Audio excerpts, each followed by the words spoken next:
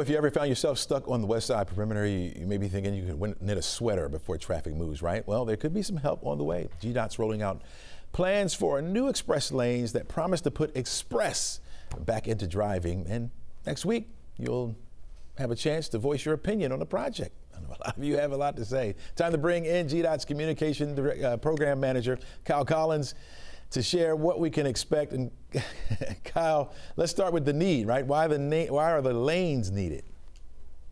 Yeah, well, just given the growth in Metro Atlanta, period, most specifically the West Side, you have one of the largest warehousing areas in the eastern United States there on Fulton Industrial Boulevard.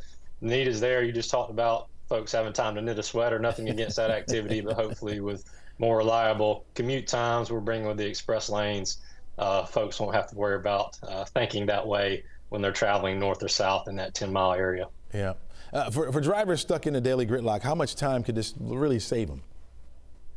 Well, we're thinking generally we're seeing gains with the reliable trip times once you enter that managed lane, express lane system. Is typically going to be between 20 and 30% during the peak time. Sometimes you're going to see additional gains, but also we're not taking away any general purpose lanes with any of the express lanes proposals you've seen on 285 or 400. So folks typically see less times during the peak commutes in the general purpose lanes as well once express lanes are brought into service. Yeah. Kyle, what makes the West Side stretch unique compared to other I-285 express lane projects? So the footprint of what we're doing is part of a larger managed express lanes network we're hoping to do in the entirety of 285 from 20 to 20 on the east and west side. You've got various sections that are in various phases of procurement and project delivery.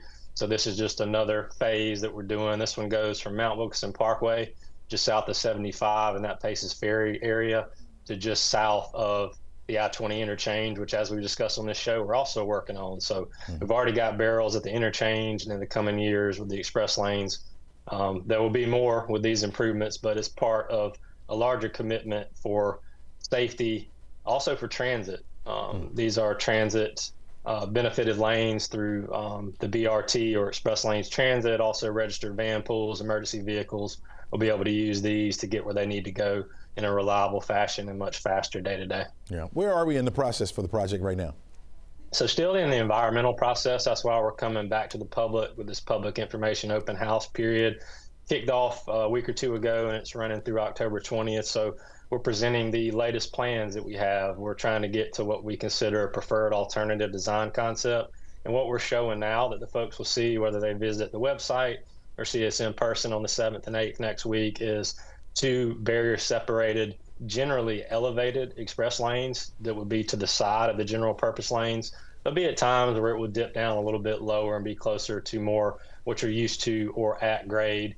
But that's kind of where we're at, and we're just hoping to get the comments, positive, negative, to help inform and get us further down the road to getting environmental approval and actually getting this project out on the street. You have a timeline right now of when you may have it complete? So we've got the double asterisk, if you will, on actual construction start. We're not 100% on when that would begin, but as far as environmental approvals, we're hoping to have all that documentation done in the 2027 timeframe. So we're here towards the latter part of 2025, and this is just helping us to continue to get the feedback from the public. We want to show you what we have, but we also want to know your areas of interest so we can continue to refine and mitigate any impacts that these lanes may cause. You mentioned it, I think you said Tuesday and Wednesday of next week, but when can commuters weigh in, and how do they get engaged in the project? Yeah, so those will be in-person opportunities, one in Smyrna and one right there at the Aviation Museum on South Fulton area by the Fulton County Airport the following day on the 8th. Those are both from 5 to 7 p.m. But we have a standing website, a virtual meeting room that has all those same materials. You can download them at your leisure, check them out anytime.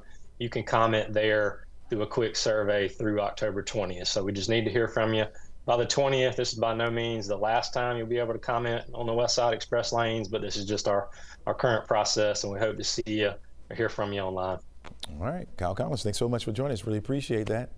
And I'm sure folks will have a lot to say about it. So GDOT has two, as Kyle said, two public information open houses lined up for you to talk about this project. The first one is Tuesday from 5 to 7. That's going to be at the Vinings Church on Atlanta Road in Smyrna. And the second will be on Wednesday, the following day, also from 5 to 7. That's going to be at the Aviation Museum and Conference Center on Aviation Circle. So make sure you check that out, okay? And weigh in. They're giving you a chance to say something, folks. So now you have a chance to express yourself.